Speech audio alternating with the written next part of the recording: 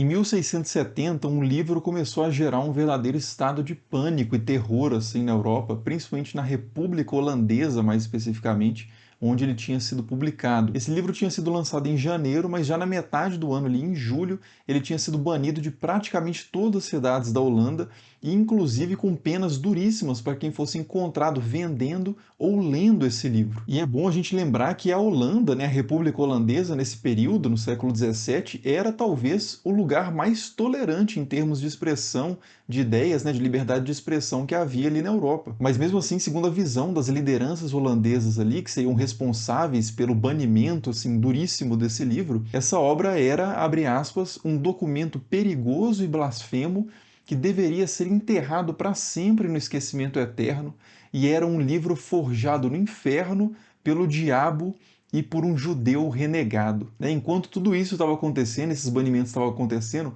o autor desse livro, o tal judeu renegado, estava se mudando do campo, do interior ali onde ele morava na Holanda, para uma das maiores cidades da República Holandesa, que era Haia, né, que é a capital administrativa e financeira da Holanda. Ou seja, estava mergulhando de cabeça mesmo onde essas polêmicas estavam tomando maior proporção. E quem que era o autor desse livro, né? O autor desse livro era Bento Spinoza, que tinha nascido em 1632, e ele era filho de uma família de judeus portugueses que tinham sido expulsos de Portugal por causa das perseguições que aconteciam ali na Península Ibérica, né, tanto em Portugal quanto na Espanha, aos judeus. Né? Os judeus eram obrigados a se converter ao cristianismo, né, se tornarem cristãos novos, como se dizia, ou então eles eram obrigados a sair da península. E a família de Spinoza fez essa conversão forçada, mas mesmo assim continuou sofrendo perseguição e eventualmente eles migraram para a República Holandesa, que era o local, como eu disse, mais tolerante em termos de liberdade religiosa que existia ali na região. Mas mesmo assim, como a gente vai ver, não era um lugar assim totalmente tolerante. De qualquer forma, a família de Spinoza conseguiu se estabelecer bem ali na Holanda. O pai de Spinoza, que era Miguel de Spinoza, era um comerciante de nozes e frutas secas e eles tinham uma posição economicamente bastante confortável, né? Por isso Spinoza conseguiu ter uma educação muito boa desde a infância e revelou de fato se interessar muito por temas assim da vida intelectual, né, digamos assim, desde cedo, né, pelas perguntas mais profundas, mais fundamentais. Era um estudante muito dedicado, só que em determinado momento da vida ele acabaria sendo forçado a deixar um pouco de lado os estudos. Isso principalmente porque o irmão do Spinoza, que era quem ajudava mais o pai dele nos negócios, morreu muito cedo e o Spinoza teve que assumir essa posição, né, de ajudar o pai e, portanto, de se dedicar mais a essas atividades comerciais. Né? E 5 anos depois, o próprio pai de Spinoza acaba morrendo e o Spinoza tem que juntar com outro irmão dele para assumir de forma total os negócios. Né? Então ele passa a ser o principal responsável pelos negócios ali, que eram do pai. E com isso ele vai ter ainda menos tempo para se dedicar àquilo que ele realmente tinha paixão, né? Mas mesmo assim, o Bento de Spinoza continuou tentando manter vivo esse sonho, né, de se dedicar de forma mais integral à vida intelectual. Ele continuava fazendo ali aulas dentro da comunidade judaica e também fora. Ele conseguiu um professor particular que era um ex-jesuíta, que inclusive seria executado tempos depois por suspeita de participação numa conspiração para matar o rei Luís XIV na França. Mas, de qualquer forma, o Spinoza tinha esses estudos particulares, tinha os estudos dentro da tradição judaica também, em filosofia judaica, né, em filosofia em geral, mas realmente essa obrigação que ele tinha com os negócios acabava dificultando uma dedicação tão integral quanto ele gostaria. Né? E, eventualmente, ele vai ser forçado, de fato, a fazer uma escolha mais definitiva. Né? Não dava para manter as duas coisas, os negócios não estavam indo bem, o Spinoza não tinha muito tino para isso, né?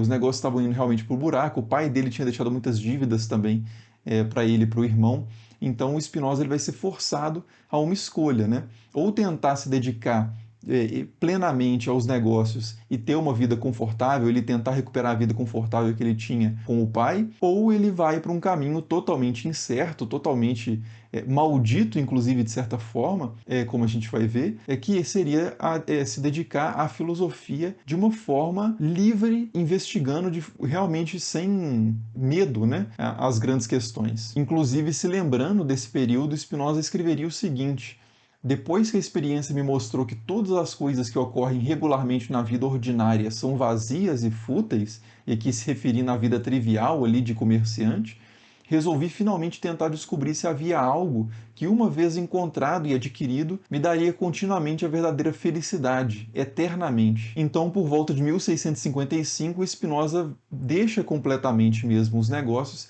e mergulha de cabeça no estudo da filosofia. E a consequência disso vai ser que Spinoza, estudando filosofia, pensando, refletindo de forma aberta, livre e sem medo de consequências, né, buscando a verdade independente do desconforto dos lugares para onde essa busca o levava, o Spinoza vai realmente acabar se metendo em alguns problemas ali dentro da sua comunidade, a comunidade judaica de Amsterdã, e vai acabar sendo banido dessa comunidade, né? Essa comunidade que tinha sido banida por ser diferente, né, na Península Ibérica, vai banir o Spinoza por ser diferente na Holanda. Inclusive, a sentença de excomunhão de Spinoza, né, o chamado Herem, é duríssimo, né? Vou até ler uns trechinhos aqui para vocês terem noção. Diante desses santos livros, nós heremizamos, expulsamos, amaldiçoamos e esconjuramos Baruch de Spinoza. Maldito seja de dia e maldito seja de noite. Maldito seja em seu deitar, maldito seja em seu levantar, maldito seja em seu sair e maldito seja em seu entrar. E que Adonai apague o seu nome de sob os céus,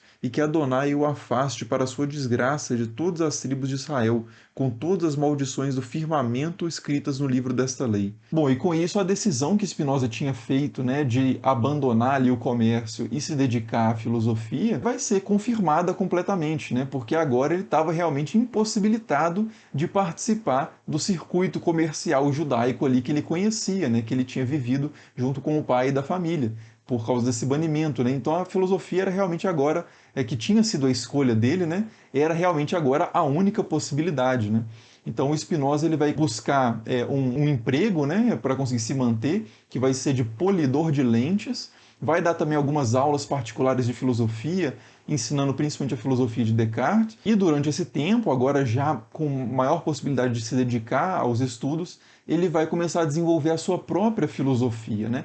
E é essa filosofia muito peculiar de Spinoza, que é uma filosofia que desafia muitos conceitos estabelecidos, tanto teologicamente, politicamente, metafisicamente, vai gerar grande estardalhaço a partir do momento em que ele começar a publicar, como a gente viu lá no início do vídeo, né? Então, um desses livros, por exemplo, que Spinoza vai publicar, né, e expressar a sua filosofia, vai ser o Tratado Teológico Político, né? E é esse o livro que lá no início eu li as sentenças de banimento, né, a esse livro. Mas enfim, a gente vai continuar essa história depois nos próximos vídeos, analisando o próprio Tratado Teológico Político, né? O que esse livro diz, como é que ele se encaixa dentro do contexto ali no qual ele foi publicado, as reações que ele vai provocar, enfim, como é que ele vai mudar a história da filosofia e mudar, de certa forma, participar, né, dessa mudança radical que é o nascimento da chamada era secular, né, da separação entre Estado e Igreja e todas essas questões, né? Vai ser um livro decisivo nesse momento histórico. Então, se você se interessa pelo assunto e ainda não é inscrito no canal, já se inscreva aí para a gente continuar conversando sobre isso aí nos próximos vídeos. Deixe aí também seus comentários e é isso, nos vemos aí nos próximos.